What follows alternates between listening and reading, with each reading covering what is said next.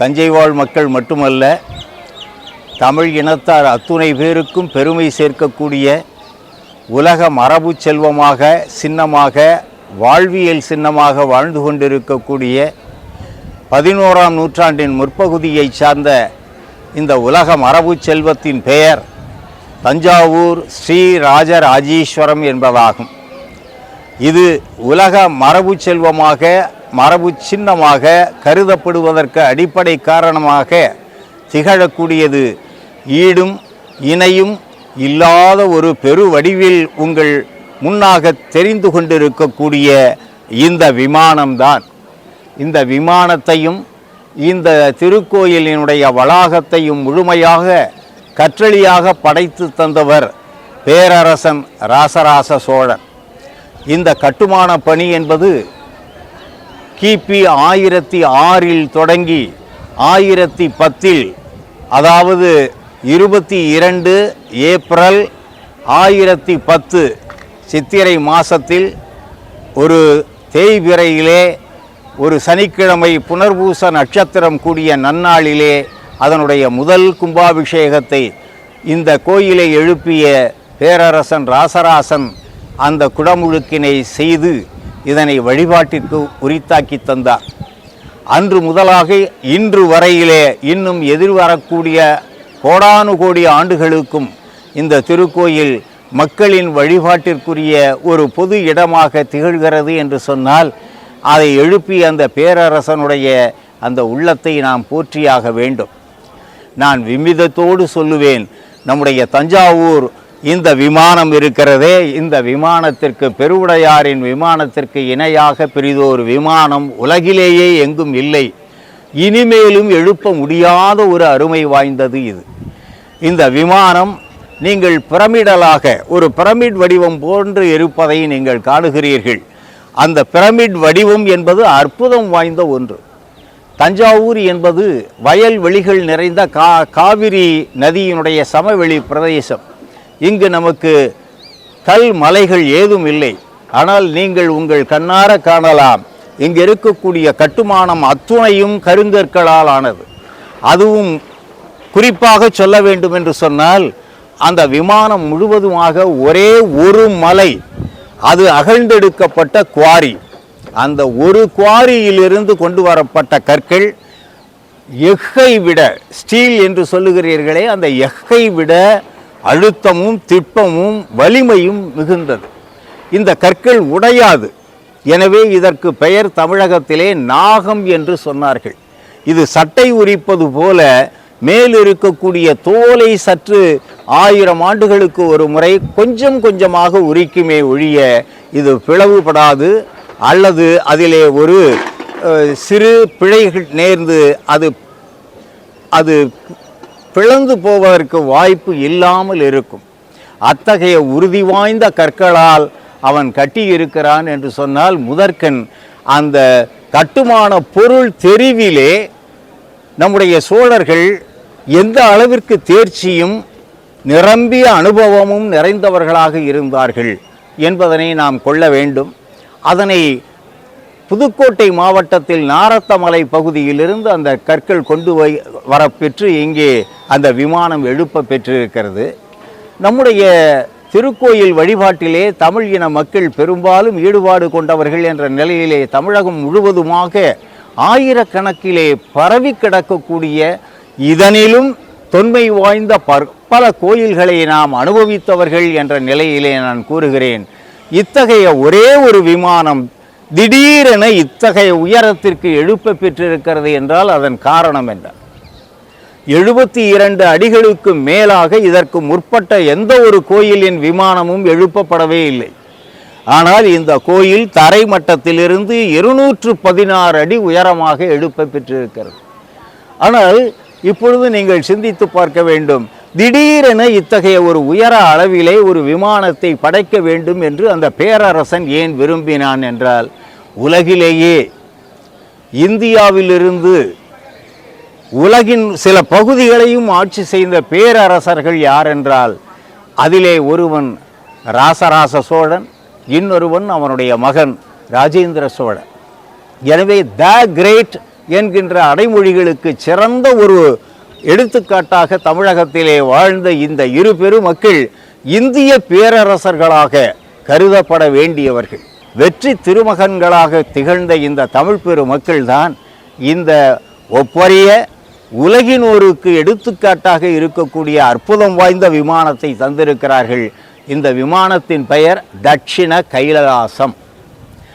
ஒரு சக்கரவர்த்தி என்ற முறையிலே அன்றைக்கு அவன் சைவ சமயம் தழுவியவனாக இருந்த நிலையிலே கைலாசத்தை பார்த்திருக்கலாம். ஆனால் கைலாசம் என்பது இமயமலையின் கோடியிலே இருப்பது. தஞ்சையிலிருந்து எவ்வளவு தொலைவு, நினைத்து பார்க்க முடியாத அளவிற்கு பயணம்.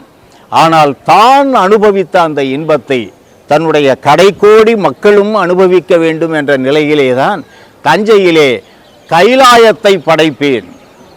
அது இயற்கையாக சிவபெருமான் அமர்ந்து கொண்ட ஒரு இடம்.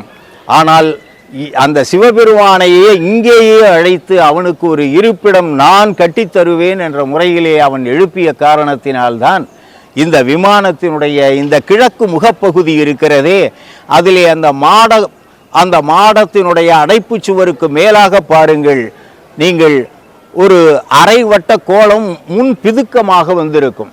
அது 3 பிரிவாக பிரிக்கப்பட்டிருக்கும். அதிலே மையப்பகுதியிலே பார்த்தால் அந்த மேல் பகுதியிலே நடுவே அமர்ந்த கோலத்திலே சிவபெருமானும் பார்வதி அம்மையும் இருப்பார்கள். அவருக்கு வலப்புறத்திலே பிள்ளையார் இருப்பார், இடப்புறத்திலே நம்முடைய முருகன் வள்ளி தெய்வானையோடு காட்சி. அவர்கள் அந்த இருக்கைக்கு கீழாக நடுப்பகுதியிலே வரும்பிட்டு காட்டியிருப்பார்கள். 3 பிரிவு என்பதனை வரும்பிட்டு காட்டியிருப்பார்கள். அதிலே நடுப்பகுதியிலே இந்த திசைகளுக்குரிய தெய்வங்கள் அத்துணை பேரும் எப்படி ஈசானர், இந்திரன், பிறகு அக்னி, யமன், நிருதி, வருணன், வாயு, குபேரன் போன்ற அத்துணை பேருக்கும் அங்கே இருக்கை தந்து அவர்களையும் இங்கே வருவித்திருப்பார்கள்.